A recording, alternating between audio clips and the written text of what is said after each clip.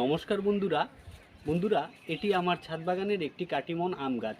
কিছুদিন আগে এই গাছটিতে প্রচুর আম ধরেছিল। অলরেডি আমগুলা হারভেস্টিং করা হয়ে গেছে, কিন্তু দেখুন যেখান থেকে মুকুলের ডালগুলা বেরিয়েছিল এগুলা অবশিষ্ট রয়ে গেছে।